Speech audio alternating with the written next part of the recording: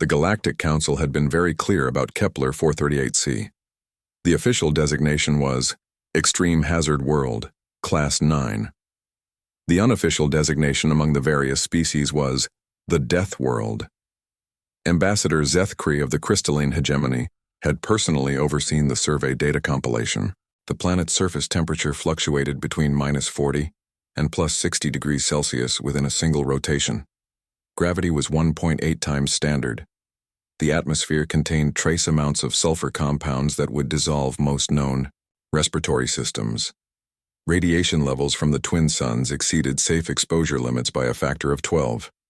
The indigenous microbial life was so aggressive it could break down most organic compounds within hours. No sentient being could possibly survive on that world for more than a few standard time units, Zethkri had declared to the assembled council. We classify it as uninhabitable and recommend it be marked as a navigation hazard. The human representative, Dr. Sarah Chen, had raised her hand. We'd like to volunteer for the survey mission. The council chamber had fallen silent. Even the methane-breathing Vorthak had stopped their constant chittering. Dr. Chen, Zethkri's crystalline form had chimed with what could charitably be called concern. Perhaps your species did not fully comprehend the data. This world would kill most council species within minutes of exposure. Dr. Chen had smiled that peculiar human expression that still unsettled most aliens. We understood. Perfectly. We'd still like to try. 3 months later, the first postcard arrived at the Galactic Council headquarters. It was an actual physical postcard, a quaint human custom that involved printing images on treated organic matter. The front showed a vista of jagged mountains, under a double sunset with the words, "Greetings from New Kansas," printed in cheerful yellow letters. The back, written in Dr. Chen's careful script, read, Day 15 on Kepler 438c. Weather's been a bit nippy, but nothing a good jacket can't handle. Set up camp near the equator where it's warmer. The sulfur smell reminds me of my grandmother's. Cooking? Fondly, Sarah. P.S. Found some interesting microbes that seem friendly enough. Zethkri had stared at the postcard for several time units before calling an emergency session. This must be some form of human deception, he had announced to the council. The data clearly shows. The second postcard arrived the following week. This one showed a human figure in a protective suit, standing next to what appeared to be a garden. The vegetables growing in neat rows looked suspiciously Earth-like. The message read, Day 23. Figured out how to neutralize the aggressive microbes. With a vinegar solution I whipped up from local minerals. Started a small garden using seeds from the ship. The potatoes are already sprouting. The double sunrise is really quite beautiful once you get used to it. Love, Sarah. By the fourth postcard, which featured a photo of Dr. Chen swimming in a lake of perfectly normal-looking water, found a hot spring, natural heating system, built a small cabin nearby, starting to feel like home. The council had demanded a full investigation. The reconnaissance team they sent found something that challenged every assumption they'd made about habitability. Dr. Chen had not only survived on the Death World, she had thrived.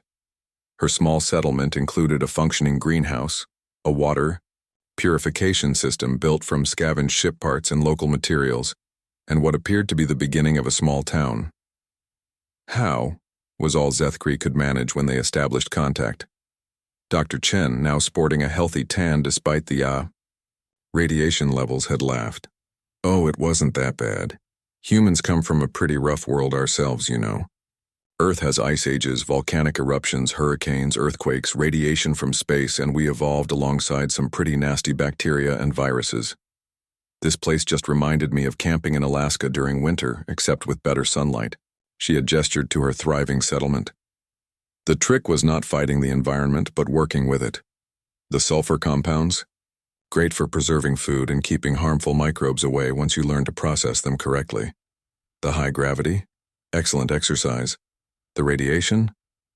Well, we already had to deal with that in space travel anyway, and it turns out these local caves have natural shielding. The final postcard arrived 6 months later. It showed a bustling settlement with multiple buildings, cultivated fields, and what appeared to be other figures moving around. The message was brief. New Kansas Colony, population 47. We've had some volunteers from other impossible worlds join us. Turns out humans aren't the only species that evolved on death worlds.